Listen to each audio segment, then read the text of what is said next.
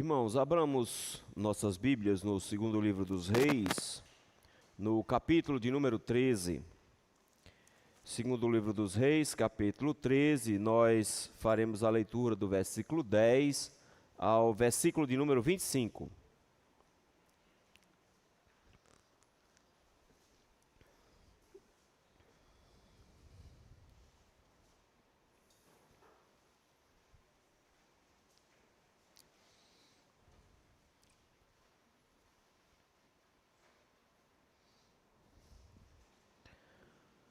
Segundo livro dos Reis, capítulo 13, versículo 10 a 25, nos diz assim a palavra do Senhor.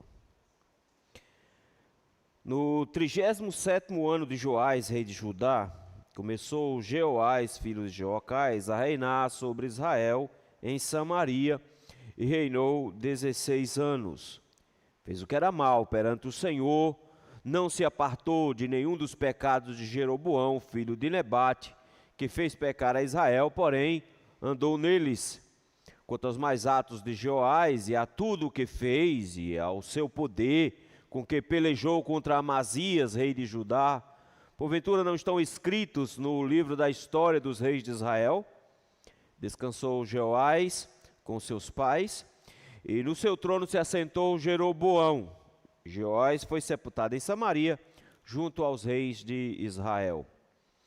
Estando Eliseu padecendo da enfermidade de que havia de morrer, Jeoás, rei de Israel, desceu a visitá-lo, chorou sobre ele e disse: meu pai, carros de Israel e seus cavaleiros. Então lhe disse Eliseu: toma um arco e flechas. Ele tomou um arco e flechas. Disse ao rei de Israel: retesa o arco. E ele o fez. Então Eliseu pôs as mãos sobre as mãos do rei e disse: abre a janela para o oriente. Ele a abriu. Disse mais Eliseu: atira. E ele atirou. Prosseguiu: flecha da vitória do Senhor, flecha da vitória contra os sírios, porque ferirás os sírios em Afeca até os consumir. Disse ainda: toma as flechas. E as tomou, ele as tomou. Então disse ao rei de Israel: atira contra a terra. Ele a feriu 3 vezes e cessou. Então o homem de Deus se indignou muito contra ele e disse: 5 ou 6 vezes a deverias ter ferido. Então ferirás os sírios feririas os sírios até os consumir, porém agora só 3 vezes ferirás os sírios. Morreu Eliseu e o sepultaram. Ora, os bandos dos moabitas costumavam invadir a terra à entrada do ano. Sucedeu que, enquanto alguns enterravam um homem, eis que viram um bando. Então lançaram o homem na sepultura de Eliseu. E logo que o cadáver tocou os ossos de Eliseu, reviveu o homem e se levantou sobre os pés. Hazael, rei da Síria, oprimiu a Israel todos os dias de Jeoacás. Porém o Senhor teve misericórdia de Israel e se compadeceu dele. E se tornou para ele por amor da aliança com Abraão, Isaque e Jacó. E não quis destruir, e não o lançou ainda da sua presença. Morreu Hazael, rei da Síria, e Ben-Hadad, seu filho, reinou em seu lugar.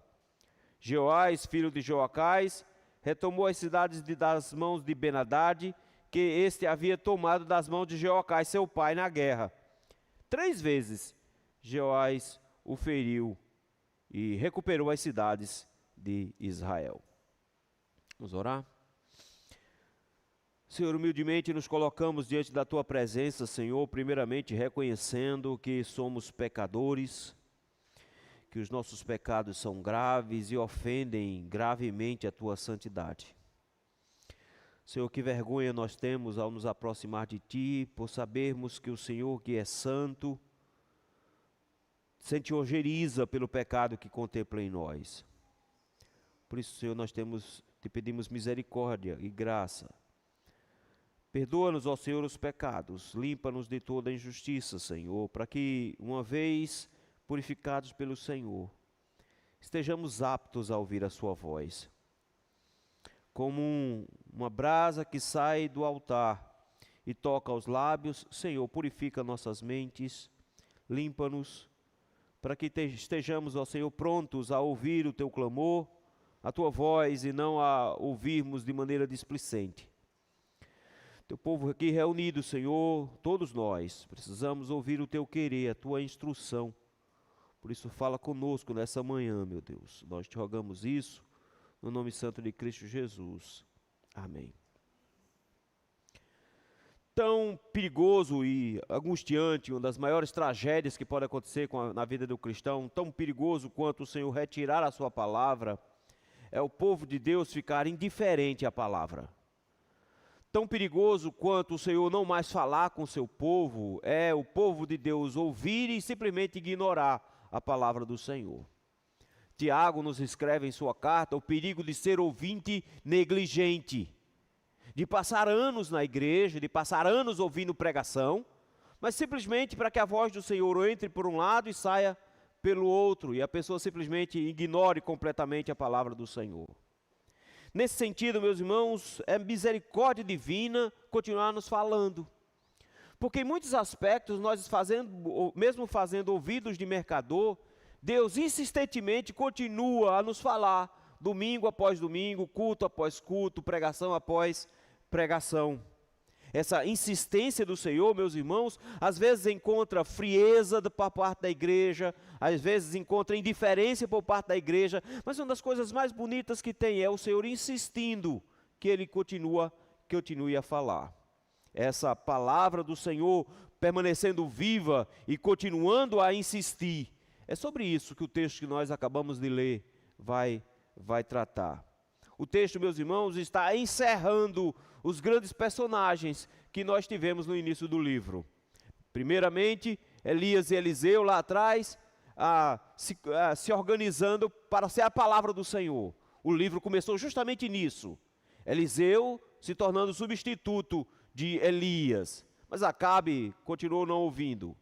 Deus tinha levantado 3 espadas, Azael, rei da Síria, Jeú, um rei substituto, e Eliseu. O texto já nos diz que Jeú já morreu, uma das espadas já foi.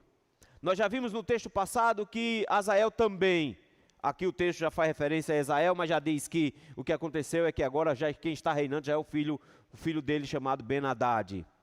Falta-nos uma última das espadas serem retiradas, falta Eliseu. E é justamente aqui no capítulo 13 que o Senhor vai retirar a última espada. Nesse momento que essa última espada é retirada, meus irmãos, a sensação que nós temos é que, de novo, a palavra do Senhor está indo embora. O texto, inclusive, faz várias vezes menção a essa ideia de que parece que a palavra do Senhor se encerra ali, que não tem mais saída. Mas é interessante ver, meus irmãos, como mesmo em meio ao pecado que Israel se encontra, mesmo as circunstâncias que Israel se encontra, a misericórdia do Senhor continua a se manifestar, de maneira que a palavra de Deus permanece no meio do povo, vai permanecer até a hora que eles forem levados para o cativeiro, e vai continuar com eles até durante o cativeiro, numa tentativa de resgatar até que sejam os remanescentes. O texto que nós acabamos de ler, meus irmãos, vai falar justamente sobre a palavra de Deus viva e permanente no meio do povo. E é isso que eu gostaria de ver com os irmãos hoje pela manhã. A palavra de Deus permanece viva. Como a palavra de Deus permanece viva, mesmo quando o povo se mostra indiferente à palavra, meus irmãos? Os versículos de número 10 a 13 nos mostram que a palavra de Deus permanece viva porque insiste, mesmo quando o pecado persiste. Versículos 10 a 13 é um resumo do reino de Jeoás. Esse resumo, meus irmãos, vai ser repetido no capítulo 14. Por isso mesmo, alguns olham para esse texto e perguntam, por que ele está aqui? Porque ele tem começo e fim do reinado, quando na verdade o reinado vai continuar. Se você prestar atenção no capítulo 14, está aí Jeoás lutando contra Amazias, e o reino continua, e só lá no finalzinho do 14 é que vai dar o encerramento. De alguma maneira, meus irmãos, essa avaliação aqui é necessária para que a gente entenda o que está acontecendo com Israel nesse momento. Primeira coisa que a gente tem aqui é um diagnóstico espiritual, e o diagnóstico, meus irmãos, é terrível. O versículo 10 começa dizendo que no 37º ano de Jeoás, rei de Judá, começou a reinar. Jeoás, filho de Joacás, sobre Israel. Interessante porque o nome dos dois é igual. Tanto o rei de Israel quanto o rei de Judá, o nome é Joás. Mas para que a gente não fique confundindo os dois, para perguntar quem é o Joás de que ele está falando, o texto trocou o nome, mudou um pouquinho o nome. Por isso que Joás se tornou o rei de Judá e Jeoás é o rei de Israel. Mas os nomes são iguais, os dois são Joás. Esse é filho de Joacás. Nós vimos a história semana passada e nós vimos como esse homem era fraco também, idólatra da mesma maneira. E como Deus, de forma misericordiosa, concedeu um Salvador para Israel, concedeu um libertador para Israel, mas eles não deixaram de maneira nenhuma os seus pecados e por isso mesmo Deus os puniu, reduzindo o exército de Jeocás a um valor ridículo. O texto nos diz que de tudo que eles tinham, agora eles tinham 10 cavalos, antes tinha 10 mil, agora eles só têm 10 mil homens de pé, 50 cavaleiros, é uma coisa ridícula, não tem poder nenhum, o Senhor reduziu demais. Começa então a reinar Jeoás e a gente pensa, toda vez que começa um reinado novo, temos novas expectativas e esperança. A gente pensa, finalmente vai dar certo agora as coisas, o negócio vai melhorar, finalmente vai funcionar. Mas o que nós vemos aqui, meus irmãos, é o diagnóstico espiritual de ausência completa de arrependimento. O texto diz que ele começou a reinar sobre Israel, reinou 16 anos, somente um ano a menos do que o seu pai, mas olha o versículo 11, fez o que era mal perante o Senhor. É terrível constatar, meus irmãos, que nenhum dos reis de Israel até agora, e vai continuar assim, fez qualquer um deles alguma coisa boa diante do Senhor, se rendeu ou se humilhou diante do Senhor. Todos fizeram o que era mal perante o Senhor. E o pecado de Jeoás é explicitado, meus irmãos, aqui no versículo, quando diz que ele não se apartou de nenhum dos pecados de Jeroboão, filho de Nebate, fez pecar a Israel. Jeroboão, que desde a divisão do reino, tinha criado uma religião própria, com adoração a bezerros de ouro, em 2 cidades de Israel, para impedir que o povo voltasse para Jerusalém, sentisse saudade e, consequentemente, reunificasse os reinos e ele perdesse o seu reino. Não confiou no Senhor, preferiu uma estratégia política e religiosa para manter o povo unido. E Jeoás faz o quê? Segue os mesmos passos. Note, meus irmãos, que a percepção deles é que estavam adorando a Deus, mas estavam adorando a Deus só de outro jeito, só de um jeito um pouco diferente. Eles achavam que ao adorar aqueles bezerros de ouro, eles estavam adorando ao Senhor, mas na verdade eles estavam cometendo idolatria seríssima, e por isso mesmo o texto continua mostrando que Jeroboão é o padrão. Vejam, da mesma forma como Davi é o padrão de santidade para os reis, Jeroboão é o padrão de pecado para os reis. Ele está dizendo, ele seguiu o reinado de Jeroboão. E para se tornar ainda mais grave, meus irmãos, o texto vai nos mostrar que não é só uma questão dele ter feito o que Jeroboão fazia. Havia uma espécie de admiração pela forma como Jeroboão fazia. De alguma maneira parece que o alvo de Jeoás é restaurar as condições que Jeroboão possuía lá atrás. Ele não olha para o pai dele, ele olha para muito mais distante, olha para o próprio Jeroboão. E por isso o texto diz que ele faz exatamente o que Jeroboão fazia. Versículos 12 e 13 nos mostra uma conclusão de reinado, o que se espera, é formal, simplesmente diz que tudo que ele fez, o seu poder, principalmente como ele pelejou contra Amazias, o que está aí no capítulo 14, nós vamos ver nas próximas semanas, todo o reinado dele está escrito nos livros de Israel, mas eu quero que você note o versículo 13, para mostrar como essa junção de pecado, essa união de pecado com política é séria aqui.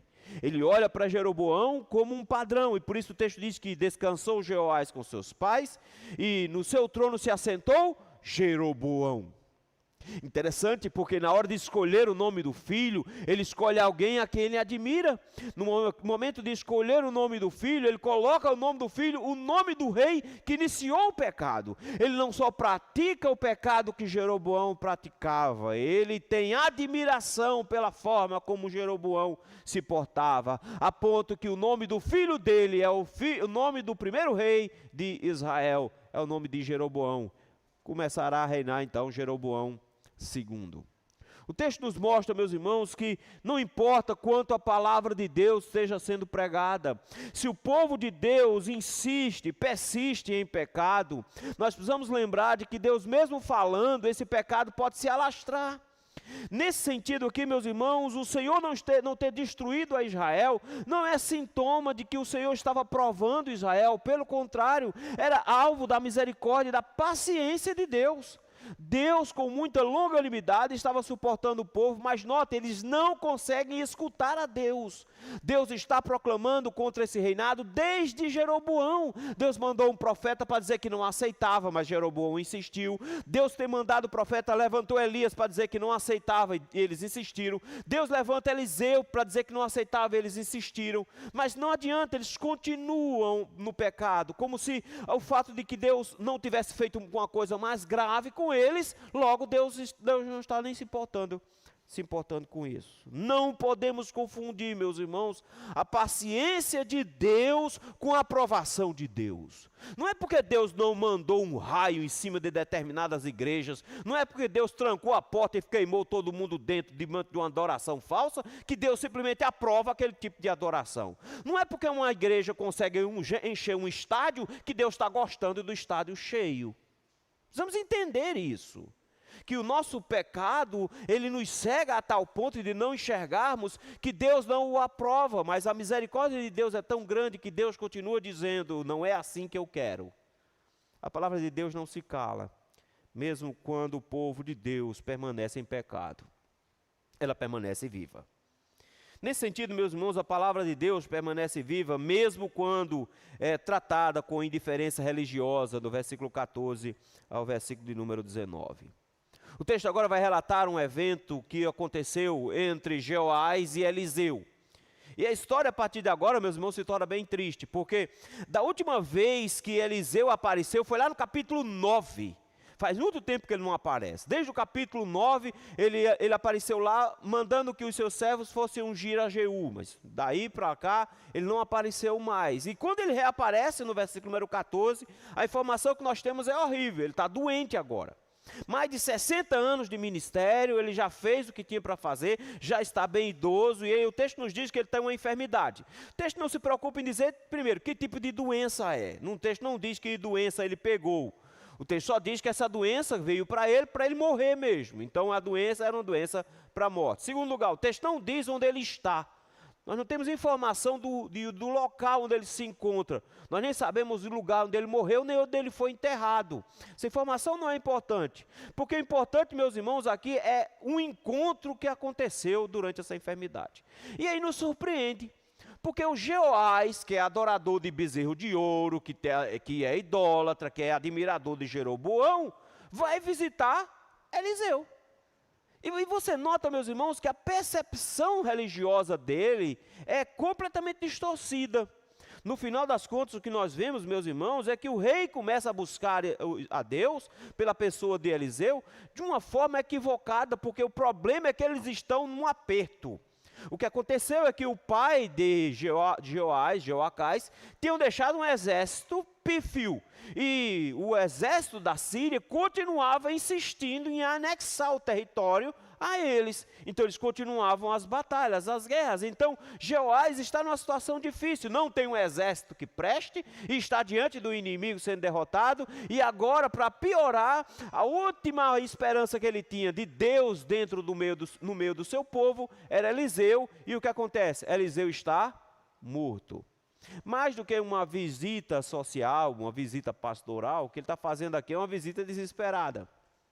Ele, na verdade, meus irmãos, está angustiado, porque não tem mais saída. Olha como ele reage no versículo 14. Estando Eliseu padecendo de enfermidade, de que havia de morrer, Jeoás, rei de Israel, desceu a visitá-lo, chorou sobre ele e disse, meu pai, carros de Israel e seus cavaleiros. Eis aqui a percepção dele, o que ele enxergou aqui.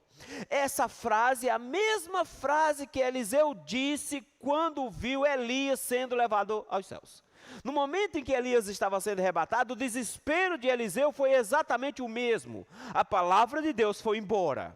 Lembrem que lá no capítulo 1 e o capítulo 2 mostrou justamente essa transição e a saída encenada que Elias fez. Elias fez uma saída encenada andando pelas mesmas cidades por onde Josué tinha entrado. Por isso que ele atravessou o rio Jordão e lá do outro lado ele foi levado aos céus. A percepção é que Deus estava saindo de Israel, que Deus estava abandonando, que a palavra de Deus estava indo embora. Por isso o desespero de Eliseu quando viu Elias indo embora. O desespero era, acabou aquilo que protegia Israel. Acabou aquilo que era o guarda de Israel. Se Elias foi embora, Elias valia em Israel como a presença de Deus, por isso era mais valioso do que exércitos. O exército de Jeoás está arrasado, por isso mesmo, a única defesa que ele ainda enxergava era o profeta. O texto diz, meu pai, carros de Israel e seus cavaleiros. Eliseu valia mais do que um exército. Eliseu era a proteção que restava. Acabou, agora estamos falidos, agora não tem mais o que resolver. Esse rei está em desespero e ele procura Eliseu justamente por causa desse desespero. Mas o texto continua a nos mostrar, meus irmãos, que esse choro, que essa angústia não é algo piedoso. Pelo contrário, é somente alguém que busca o Senhor no momento de angústia e dificuldade, porque não tem mais saída. Porque o texto começa a nos mostrar que a obediência de Jeoás é mecânica, mas também insensível e indiferente. A fé dele é muito fraca. Mesmo, meus irmãos, com frágil, mesmo doente, Eliseu tem piedade, tem misericórdia do rei Jeoás. E o texto, meus irmãos, a partir do versículo 15, vai nos dar uma profecia interessantíssima. O Senhor resolveu exercer misericórdia, nós vamos ver isso mais à frente. Mas a palavra de Deus ainda está viva. Mesmo que o rei não tenha um bom coração, mesmo que o rei seja idólatra, mesmo que a fé do rei seja vacilante, a palavra ainda não morreu. Ela está meio adoentada, mas ela não morreu. E por isso o profeta vai trazer uma profecia. Mas uma profecia interessante, que implica na necessidade de fé por parte daquele que está recebendo a profecia. Olha o que o texto continua, meus irmãos.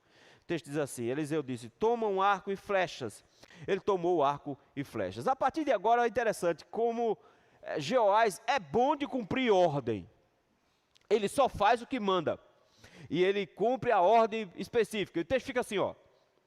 Pega arco e flecha, e o texto diz, e tomou um arco e flecha. E disse ao rei de Israel, retesa o arco. E ele retesou o arco.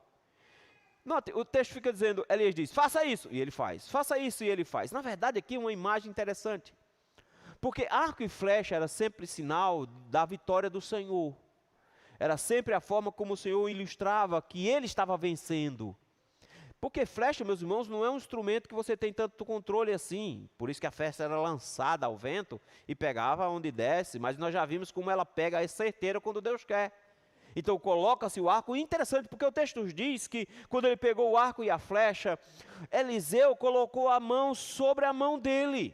A ideia de que aquela flecha e aquele arco não estava sendo atirada pelo rei, estava sendo atirada pelo Senhor, porque Eliseu era o representante de Deus, Eliseu era a palavra de Deus. Então quem estava atirando agora não era o rei, quem estava atirando era o Senhor. O rei só precisava ter fé para atirar. Então ele faz assim, abre a janela, que vai para o Oriente, que dá para o lado da Síria. Abre a janela, abriu a janela, ele agora faz o quê? Atira uma flecha. E aí quando ele atira a flecha, o texto diz assim, o Eliseu, versículo 17, prossegue, flecha da vitória do Senhor, flecha da vitória contra os sírios. Parece um negócio pentecostal, né? Flecha da vitória. A ideia de que o Senhor estava lançando-se contra os sírios. Que a vitória não era do rei, está vendo? A flecha era de quem? Era do Senhor, a flecha não era de Joás, não era dele. Ele puxou e ele entesou o arco e ele atirou a flecha, mas a flecha era do Senhor. Era o Senhor que estava dando a vitória. Vejam, meus irmãos, um povo em pecado, um povo indiferente, continuando em idolatria, mas Deus tem misericórdia mesmo assim. E a palavra de Deus continua dizendo, você vai conseguir, versículo número 17. Porque ferirás os sírios em Afeca até os consumir. Que palavra maravilhosa, porque afinal de contas, se você se lembrar, desde Azael que a Síria vem tentando. Azael já morreu, vai entrar Ben-Hadad e eles continuam tentando, insistindo. E para piorar, o Senhor tinha enfraquecido o exército. Ele é ridículo, versículo número 7. Não tem mais exército nenhum. O texto está dizendo, mas Deus vai dar vitória a Jeoás. Coisa boa, não é? Mas está na hora de Jeoás tomar uma atitude de fé também. Ok, a vitória já está garantida. A pergunta é o tamanho da vitória agora. A vitória já está garantida. O Senhor disse, eu vou atirar flechas. A pergunta, Joás, é quanto você confia em mim e está disposto a me obedecer para tirar flechas? Porque cumprir ordens ele é bom. Pega o arco, pegou o arco. Entesa o arco, entesou o arco. Atira o arco, atirou o arco. Abre a janela, abre a janela. Ele faz as coisas, mas na hora de tomar a atitude de fé, olha o que acontece. Eliseu diz assim, toma flechas. Pega uma aljava, cheia de flechas. Uma aljava. Pega as flechas. Pega as flechas. O que é que você faz agora? Atire contra a terra. Atire como se fosse atingir os sírios. Atire as flechas. E olha que triste, versículo 18. E ele feriu 3 vezes e cessou. Bicho preguiçoso da molecha, não é? Atirou uma, atirou 2, 3 está bom. Aquela coisa, né? 1 é pouco, 2 é bom, 3 é demais. Já está bom, 3 flechas. Note, meus irmãos, como ele é apático. Ele simplesmente, o texto está aí, traz a ideia de que ele é indiferente. Deus está dizendo, vou te dar vitória. Ele diz, e eu com isso? Aí tanto faz, tanto faz. Eliseu diz, vai, atira flecha. Eliseu não diz quantas flechas devem ser tiradas. Ele diz, atira flecha. Ele diz, 1, 2, 3 está bom. 3 está bom. A sua indiferença para com a palavra de Deus é tão ridícula que olha como é que o profeta reage. O homem está doente, versículo número 19. Eliseu está doente, a doença é para a morte, mas Eliseu fica mordido com ele. O texto diz que o homem de Deus se indignou muito contra eles. Como é que você faz uma besteira dessa? Que indiferença é essa? Que tipo de fé é essa? Você é simplesmente frio espiritualmente, a ponto de você não consegue sequer tomar uma atitude que preste. Você podia ter pego todas as flechas que estavam dentro do alforje. Todas. Ele disse, você podia ter atirado 5, 6 vezes, quantas flechas você quisesse. E você deveria ter atirado, então você feriria os sírios até os consumir. Veja que interessante, meus irmãos, o texto nos diz que a apatia de Jeoás impediu uma vitória fantástica. Porque ele tinha nas mãos o poder de Deus, ele decidiu simplesmente ignorar isso. Se você tivesse atirado 6 flechas, diz Eliseu, não só você teria vencido os exércitos que estão tentando invadir, mas você teria consumido a Síria, tinha anexado o território, tinha aumentado Israel e a vitória seria imensa. O que é que você fez? 3 flechas está bom. 3 está bom. O número de vezes que ele acertou, meus irmãos, com o seu arco, na verdade mostra que ele é muito bom em respeitar a palavra, mas ele é muito ruim em render-se à palavra. Ele é muito bom em cumprir ordens objetivas, mas ele é muito ruim em exercer a fé diante da palavra do Senhor. A palavra do Senhor era, quantas flechas forem atiradas, serão flechas do Senhor.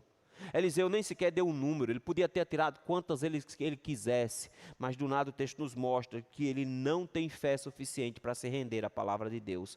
Ele é apático ao ponto de que ele obedece sem esperança, sem expectativa, sem paixão. Ele simplesmente vai lá e faz o que dá para fazer de todo jeito. Quando nós olhamos para isso, meus irmãos, nós vemos como é perigoso e assustador quando o povo de Deus reage da mesma maneira. Simplesmente vivendo no 6 por 1. A gente vai vivendo, meus irmãos, como se as coisas fossem para ser feitas aqui, mas no final das contas nós não confiamos realmente na palavra de Deus. Nós não confiamos realmente de que o Senhor está à frente de todas as coisas, e nós agimos como se tudo fosse assim mesmo, é normal. Se converteu alguém cheio de fervor, de ânimo, está querendo trabalhar, fazer a obra do Senhor, está frequentando os cultos, não falta um culto de oração. Olha, o crente velho olha para ele e diz assim, mas é assim mesmo, daqui a pouco ele se ajeita. Daqui a pouco ele vai entender que é assim mesmo, no crente novo é tudo empolgado assim, mas depois ele volta ao normal. Qual é o normal? Frieza espiritual, indiferença, descrença? Esse é o normal? Se esse é o normal, meus irmãos, esse texto nos mostra de que não é assim que Deus quer o seu povo. Que a palavra de Deus é para ser tomada com alegria, com paixão, com entusiasmo, não com indiferença. Que é para se crer realmente que a palavra de Deus tem sentido, que a palavra de Deus surte efeitos, e não simplesmente achar que ela é uma coisa qualquer. Quando o povo de Deus ignora a palavra do Senhor, é indiferente à palavra do Senhor, o que se espera é uma vitória pífia diante do que Deus poderia ter feito no meio do seu povo. A palavra de Deus permanece, meus irmãos, viva em terceiro lugar, porque gera vida, mesmo a partir da morte. Versículo 20, meus irmãos, traz uma terrível notícia. A doença venceu Eliseu. E o que se espera agora, meus irmãos, que aconteça? O texto diz que, versículo 20, morreu Eliseu e o sepultaram. É claro, tem que sepultar.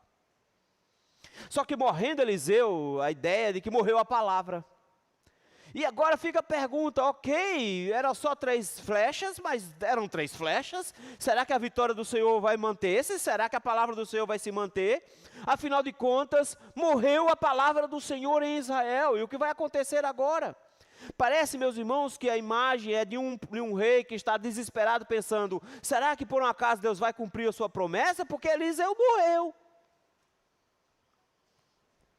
Um profeta morto, meus irmãos, traz a imagem de que a palavra de Deus cessou, de que Deus não vai mais falar com eles e que, por consequentemente, os poderes que Deus estava exercendo no meio do povo iam por água abaixo, porque afinal de contas, se Eliseu são os carros e cavaleiros de Israel e Eliseu morreu, não existe mais carros e cavaleiros em Israel, Deus não vai mais garantir vitória. Mas do nada, meus irmãos, o texto nos surpreende, porque o texto diz que ele foi sepultado, mas o texto para nos contar uma história paralela, que parece que não tem nada a ver com o que estava acontecendo.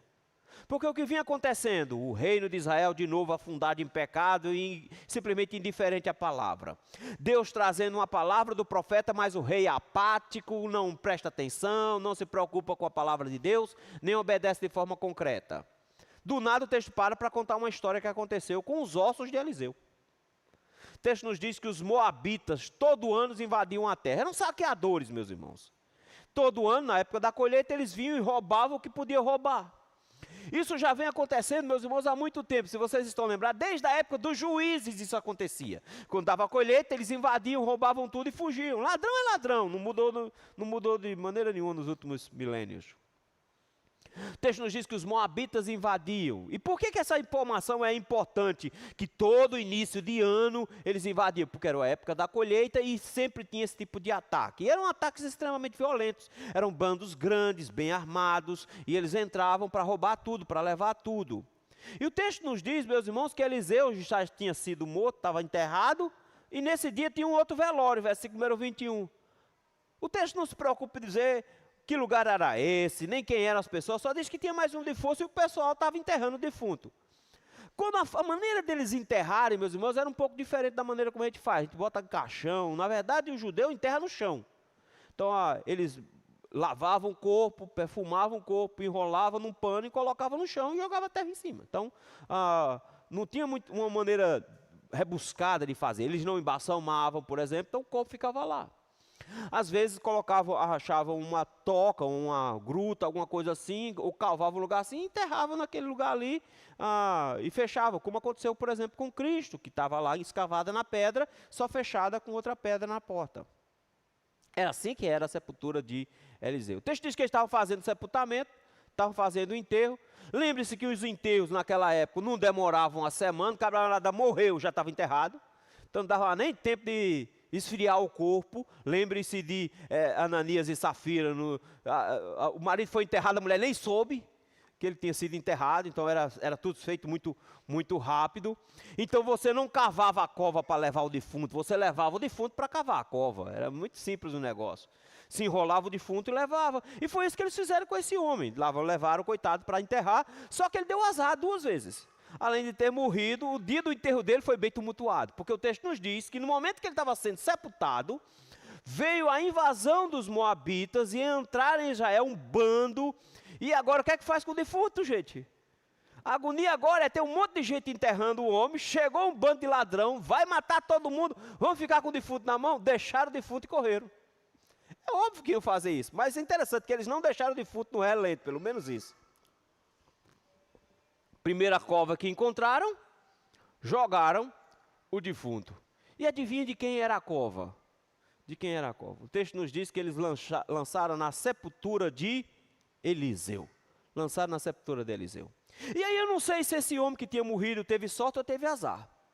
Porque o texto nos diz que no momento em que ele é lançado dentro da sepultura de Eliseu, o homem voltou a viver. Primeiro, estava todo enrolado com um monte de exército ao redor dele. Então não sei se foi uma coisa boa ter revivido justamente nessa hora que estava cercado e aí ainda estava amarrado, né? Mas o texto, meus irmãos, mostra que ao tocar no cadáver de Eliseu, o defunto voltou à vida. E o texto diz que se levantou e se colocou de pé.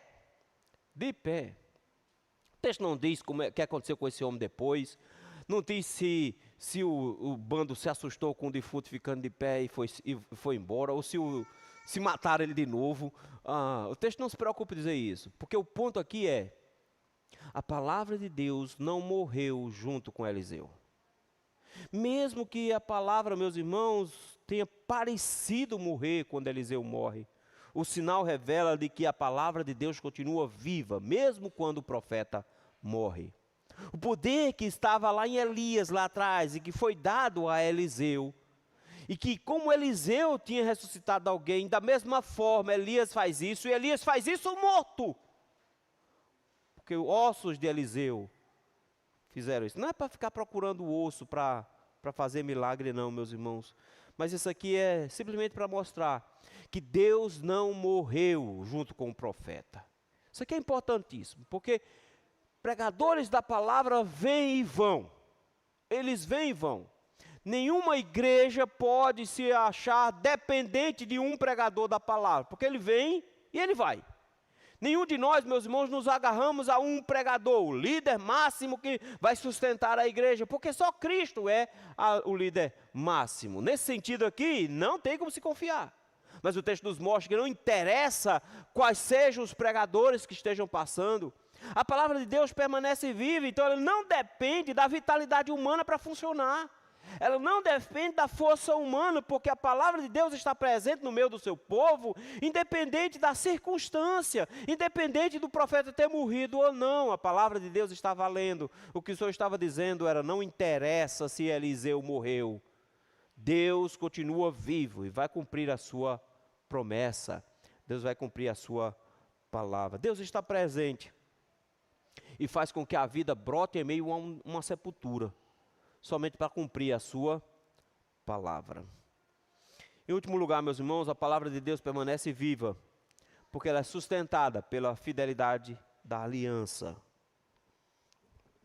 Versículo 22 em diante, vai encerrar o nosso texto, falando sobre a situação de Israel. Mas mostra, meus irmãos, a reversão do estado. Porque o texto começa dizendo que Hazael, rei da Síria, oprimiu a Israel todos os dias de Jeoacás. O texto começa agora falando sobre qual era a situação real.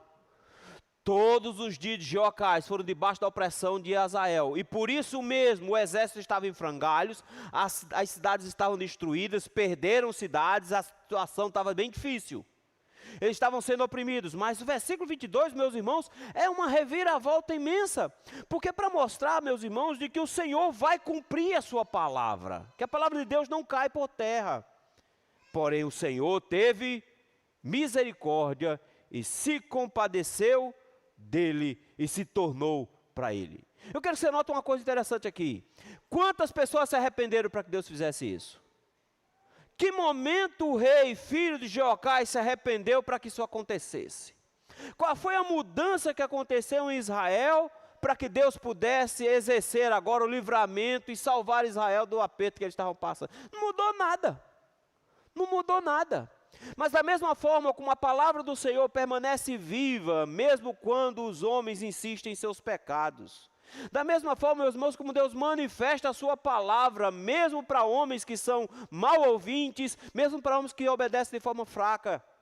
Da mesma forma como a palavra de Deus permanece viva, mesmo quando parece que morreu, o texto nos mostra, meus irmãos, que é a misericórdia do Senhor que mantém a sua palavra viva. O texto diz que o Senhor está lembrado da sua aliança. A palavra misericórdia é muito importante, porque ela não é usufruto para ímpio. ela é exclusiva dos crentes, ela é exclusiva da aliança. Por isso que olha o que o texto diz: o Senhor está mantendo a sua palavra, não por causa de Jeoás, não por causa de Israel, o Senhor está mantendo a sua palavra porque Ele é fiel à sua aliança. Teve misericórdia de Israel, se compadeceu dele, se tornou a ele, por amor da aliança com Abraão, Isaque e Jacó. O texto diz que o Senhor ama a sua fidelidade, ama o seu compromisso. E o compromisso do Senhor é não deixar que esse povo fosse destruído. Não interessa as condições espirituais que eles se encontram. A palavra empenhada por Deus lá atrás, com Abraão, estava valendo. Deus não deixou a sua palavra cair por terra, ela permanecia viva. O povo continua o mesmo, mas a despeito da infidelidade do povo, Deus resolveu fazer diferença. O texto diz assim: e não quis destruir, e não o lançou ainda da sua presença. Que coisa boa, né? Não, isso aqui tem um alerta bem pesado aqui no meio. Não pense que porque Deus é fiel à sua aliança, as bênçãos estão garantidas por tempo indeterminado.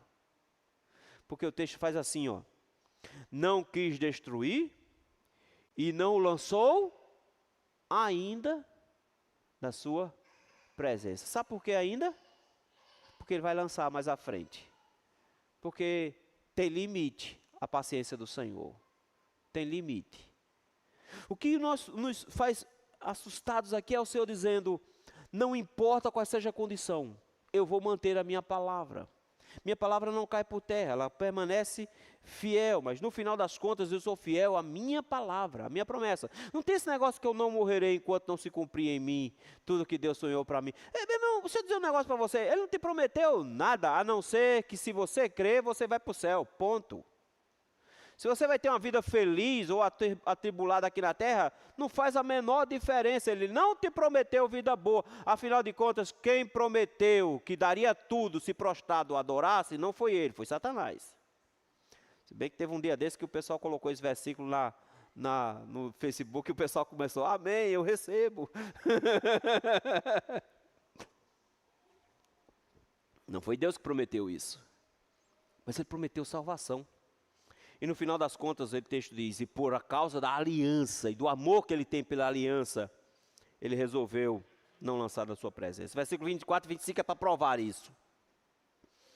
Hazael, rei da Síria, morreu, a espada caiu. O texto nos diz que Ben-Hadad, seu filho, assumiu, reinou em seu lugar. Mas Ben-Hadad só perdeu, porque o Senhor estava do lado de Jeoás.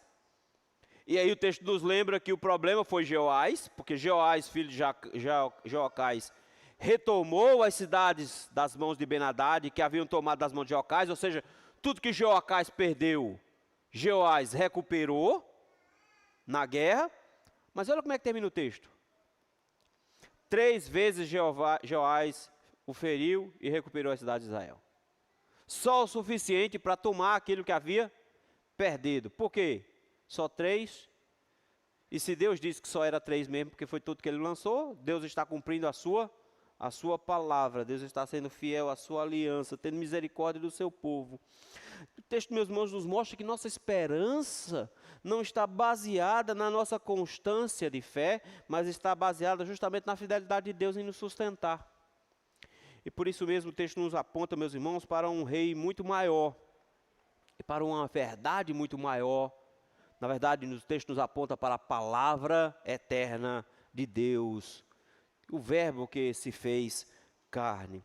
Porque o texto nos mostra, meus irmãos, que Eliseu morreu e dá-nos a impressão de que a palavra morreu. Mas o mesmo a palavra de Deus morrendo em Cristo, ela ressuscita no final. E isso nos traz vitória completa, porque quem ressuscitou foi um homem aqui. Mas todos nós fomos ressuscitados espiritualmente, porque Cristo morreu e saiu da sepultura. E nós seremos ressuscitados para sempre no dia final. Cristo é o cumprimento perfeito do que Eliseu fez aqui. A palavra de Deus pode parecer que morreu, mas ela ressuscitou ao 3º dia. O texto nos mostra, meus irmãos, algo muito maior, que essa palavra que insiste no meio de Israel, que o Senhor não retira de jeito nenhum, mesmo com o povo em pecado, se manifestou quando Cristo se fez carne para nosso lugar, quando Cristo encarnou, meus irmãos, e veio habitar entre nós, o Emanuel, Deus conosco, e a palavra se fez carne e habitou entre nós, e vimos a sua glória, glória como a do unigênito do Pai. O texto nos ensina ainda, meus irmãos, que mesmo diante da indiferença, Cristo mostrou o que é obediência. E Ele não atira só 3 flechas, Ele atira a si mesmo para a morte, para que eu e você tivéssemos uma vitória completa, não parcial, não pela metade do tipo, Ele fez uma parte, você faz a outra. Ele nos garante vitória inteira, salvação completa na pessoa de Jesus Cristo. O povo permaneceu em morte espiritual. Mas o texto nos mostra como Deus é fiel à sua palavra. E Ele nos diz que todo aquele que crê nele passa da morte para a vida e não morrerá eternamente. A sua palavra está valendo, nós continuamos crendo nisso. Isso nos traz, meus irmãos, algumas implicações diretas, de acordo com o texto que nós acabamos de ler. Primeira implicação, meus irmãos, não confunda presença da palavra com submissão à palavra. Não é porque Deus tem falado que está tudo certo. Não é porque você escuta a pregação que está tudo certo. Ouvir a pregação e não ter impacto na vida, meus irmãos, não faz a menor diferença para você. A Bíblia nos instrui que nós devemos ser ouvintes operosos, praticantes. Os anos que você tem de ouvir pregação, os anos que você tem de frequentar a igreja e ouvir pregação, ao invés de poderem transformar a sua vida, pode significar uma condenação ainda pior no final. Porque quanto mais se escuta a pregação e menos se obedece à pregação, mais juízo traz sobre si, porque você teve o que muitas outras pessoas não tiveram, ouvir a palavra. Então não confunda o fato de que Deus não pesou a mão sobre você, não confunda o fato de que o Senhor mantém-se misericordioso com você, como se Ele concordasse com a sua vida. O que o Senhor nos convida é ouvir a palavra sem indiferença. O Senhor nos convida a ouvir a pregação, meus irmãos, com real sentido de mudança, de transformação, de manter em nosso coração a palavra para que nós não pequemos contra o Senhor, de vivermos uma vida santa e progressivamente santa. Não só ser ouvintes da palavra, mas sermos praticantes, nos submetermos à pregação. Não confunda a paciência de Deus com a permissão para você permanecer em pecado. Segundo lugar, confie na fidelidade, na promessa, na palavra do Senhor. O Senhor é fiel não a mim, não a você. O Senhor é fiel à sua própria palavra, ao seu próprio nome. E se Ele nos garantiu salvação na pessoa de Jesus Cristo, você não pode procurar em nenhuma outra coisa. Você precisa confiar que o Senhor é fiel para cumprir as suas promessas. Então pare de duvidar que o Senhor é fiel.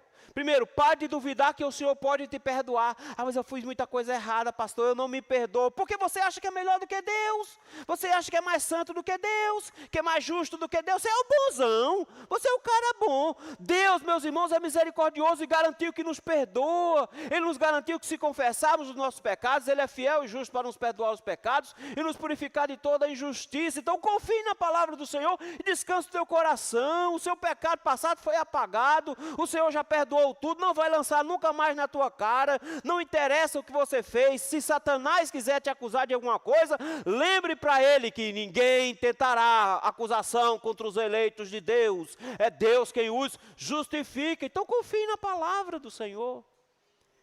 Se o Senhor disse que quem crê em mim, ainda que esteja morto, viverá, então você não precisa ter medo da morte. Por que fica com medo? Ah, pastor, morro de medo de morrer. Por quê? Porque você não tem certeza de o seu Salvador. Você não confia da promessa dele para onde você vai. Você acha que ele pode titubear no meio, que ele pode estar enganando você. Você não confia a ponto de se entregar nos braços do Pai e dizer: Senhor, a hora que o Senhor quiser, estou aqui, vamos embora, é melhor aí do que aqui. Como é terrível como nós não cremos no Senhor. Precisamos confiar, meus irmãos, na fidelidade do Senhor, porque é Ele que nos sustenta, é Ele que faz isso conosco, de forma que nós precisamos descansar na fidelidade dEle. Ele não te prometeu vida boa, Ele não prometeu vitória em cima de vitória, Ele não prometeu vitória financeira, família estruturada, Ele não prometeu nada disso, mas Ele prometeu que se você morrer em Cristo, você herdará a coroa da vida. Ele te prometeu isso. Não ouse duvidar disso. Não ouse duvidar disso. O que nos leva, meus irmãos, a uma última implicação aqui. Se você tem sido um ouvinte negligente nos últimos anos, se você tem até ouvido pregação, mas você não está atento a mudar de vida, se você não deseja se transformar, deixa eu dizer uma coisa para você. O Senhor te chama hoje ao arrependimento e à fé que só Ele pode produzir. O Senhor te convida hoje a ouvir a pregação de forma séria. Não como um ouvinte negligente, cuja palavra entra por um ouvido e sai pelo outro, mas como um ouvinte que tem mudança prática. O Senhor te convida a uma conversão real hoje. O Senhor te convida a mudança real de vida. Não seja um ouvinte que simplesmente dá de corpo e não presta atenção no que o Senhor está falando. O Senhor te convida ao arrependimento e à fé. Receba-o hoje no seu coração. Tão difícil quanto o Senhor retirar a sua palavra, meus irmãos, como é terrível quando o povo de Deus ignora a palavra. Como é terrível quando o povo de Deus não ouve a palavra. Mas Deus permanece fiel com a sua palavra. Ele vai manter a pregação dele até o dia da volta dele. Ele prometeu isso. Ele vai insistir pregando para você. O que o Senhor te convida hoje é responder à pregação de maneira adequada. Ouvir pregação não faz você santo. Obedecer à pregação é quem transforma a sua vida.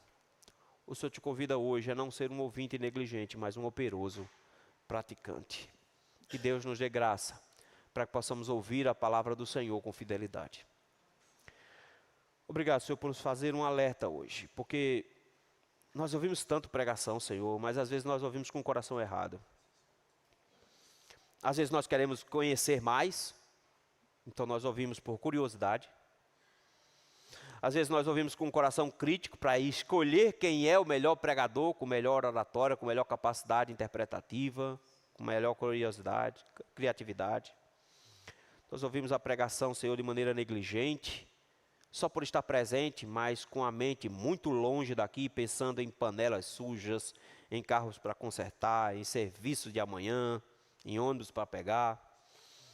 A gente foge da sua presença, Senhor, com muita facilidade. Por isso, Senhor, tem misericórdia de nós. Ajuda-nos, ó Senhor, a ouvirmos a Tua palavra com seriedade. Nós sabemos, meu Deus, que os nossos pecados podem atrapalhar, mas que o Senhor continua falando conosco. Nós deveremos ser gratos ao Senhor pela misericórdia do Senhor. Muito obrigado, Senhor, por nos trazer a Sua palavra sempre. Agora nos ajuda a termos um coração ensinável. Nós te jogamos isso no nome de Jesus. Amém.